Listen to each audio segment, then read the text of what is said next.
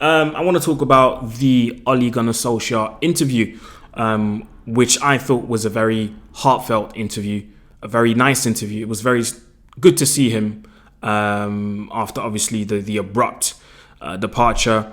Listen, I'll be the first one to say I gave him a lot of stick because I thought at the time, and I still think my point was valid, he was a good manager in terms of motivating the players, putting a smile back on the players' faces, but there was a lack of duality in the way he was coaching. I think he was being too nice to the point where it was to his detriment because he didn't know where to make the difference between being nice with the player and sometimes being harsh with the player. And you have to be able to have both. You get what I mean? So I think Oli lacked a bit of that, and that ultimately was his demise. And he came out and made a couple of statements, I would say. Made a couple of statements, talked about the Ronaldo signing, talked about a lot of things. I'm just trying to get the statements up. Make sure I'm not saying no nonsense. Anyway, let's talk about it. The first thing I want to touch on is the Ronaldo signing. And I'm glad Oli recognized and realized that it was the wrong thing at the time in hindsight now, it was the wrong thing to do it. Because he mentioned even that Cavani was suffering from it. He had to give up his number 7. Then the 21 went to him. Subsequently, Dan James was sold. And I'm not sure United were really ready to sell Dan James. Personally, I wasn't a big fan of him, but I don't think they were ready to sell him. But I think everybody was just so hyped for Cristiano to come back that we forgot the direction we were trying to go in, even though, in my opinion, it seemed a bit blurry with Oli at the helm. So ultimately, I think we can all agree that the Ronaldo signing messed things up. And at the time, I was skeptical. I was very skeptical. I said it and I got a lot of criticism for it because people thought I was a Ronaldo hater. And I said, nah, I'm not really a Ronaldo hater. What I'm trying to say is, if Ronaldo comes in, where does that take us? Like, where is the direction of it? Because even when you look at the games we played and the games that we won, every time Ronaldo scored, it became on TV, for example, on the radio, it became a Ronaldo show. Do you know what I mean? It was all about him. And I can imagine being in the team, obviously being happy that Ronaldo scores, but everybody in the team must have been like, yo, we're here as well. Like, can you not see us? We're here too. Do you know what I mean?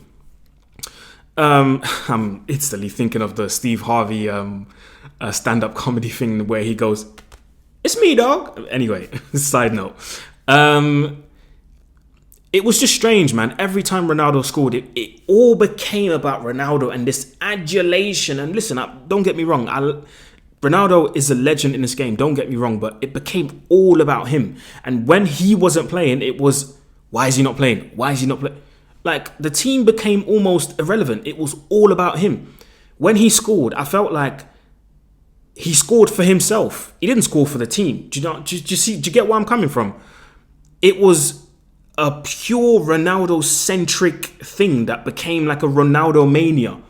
And it was so weird, man. And I foresaw this, man. I could see this coming from a mile away. Because I looked at the way he was at Juve. I looked at the way he was at Real Madrid. I looked at the way he left Juve.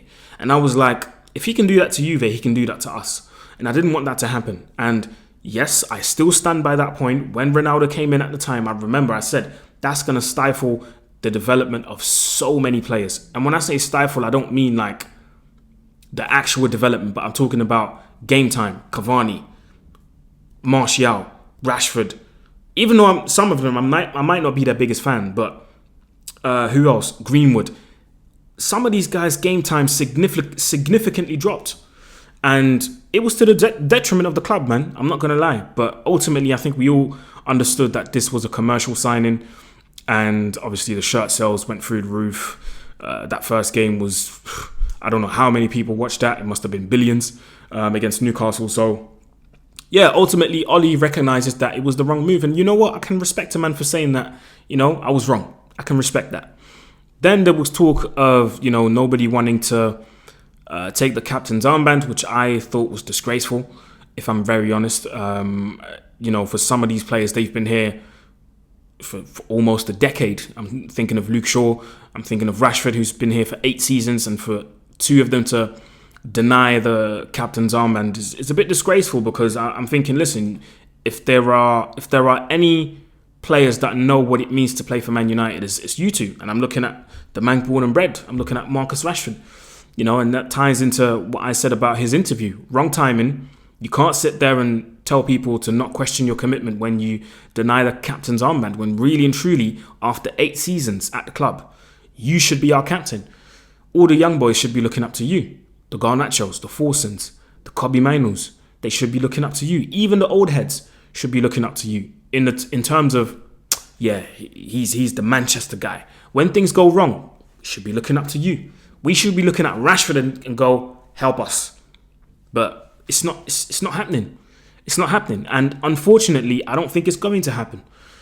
Because he doesn't have the leadership qualities. Now, I'm not saying he has to be like a Roy Keane and start shouting on the pitch now, but what I'm saying is you can be the captain and lead by example. Harry Kane is England's captain. He was Tottenham's captain, but he wasn't shouting on the pitch. He was leading by example. When things were going tough, Tottenham were looking at Harry Kane and going, yo, help us. And he was helping them. So I think Rashford should have been that by now.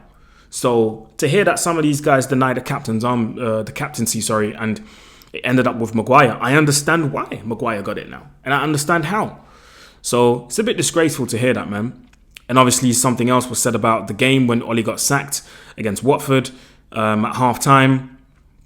Him saying that, he asked people if they who wanted to play, and people raised their arms. And for it to even get to that point is mad, because a coach, manager shouldn't have to ask you who wants to play, and then people put their hands up. Like, it shouldn't even have to get to that point, if you get what I mean. Do you know what I mean? Like, it shouldn't have to get to the point where the manager's asking who wants to play, and then man are raising their hands, and then some are not.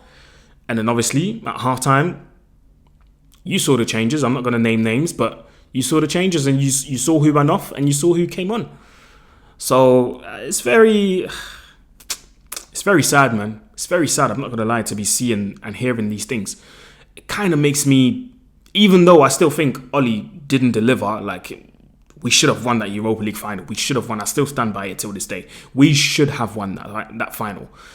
Even though we lost that final, I kind of sympathise with Ollie, man. Because, again, he's such a nice guy. But, again, that's to his detriment. And I hope that from the experience he took from Manchester United, I hope he takes that into his next adventure and he rectifies those mistakes. Do you see what I mean? And I wish him all the best. And from what he said regarding Haaland and Bellingham, I hope people will finally put this myth to bed that we desperately wanted them and we refused to sign them. No, Bellingham and Haaland both chose different clubs. They deemed that going to a different club is better for their development than playing for Manchester United. Yes, they got the tour. Yes, they got this. Yes, they got that. And speaking of the tours, I think it was a wrong move, man, from the club to be involved in, what was it, Roy Keane, Brian Robson, Eric Cantona, Sir Alex Ferguson, to give him a tour around Carrington. Wrong move, man, because, bro, ultimately, Bellingham was a 17-year-old kid at the time. He knows of Cantona, but he doesn't know who really he doesn't really know who Cantona is. He doesn't really know who Brian Robson is. He doesn't really know who Sir Alex Ferguson is. Do you know what I mean? Roy Keane, he knows them by name. He knows them from TV and stuff, but he doesn't really know what it means. Like, to be rolling out the red carpet for him and bring all these guys in and try to convince Bellingham to sign for Man United with all them people there, I thought that was a bit cheesy, man. If you ask me, that's a bit cringe. You shouldn't have to roll out the red carpet like that, and you shouldn't have to call all these people to try and convince one man to sign for the club. Shouldn't have to do that. The club alone, the badge alone, and the history alone should be enough to convince a player to sign for Man United.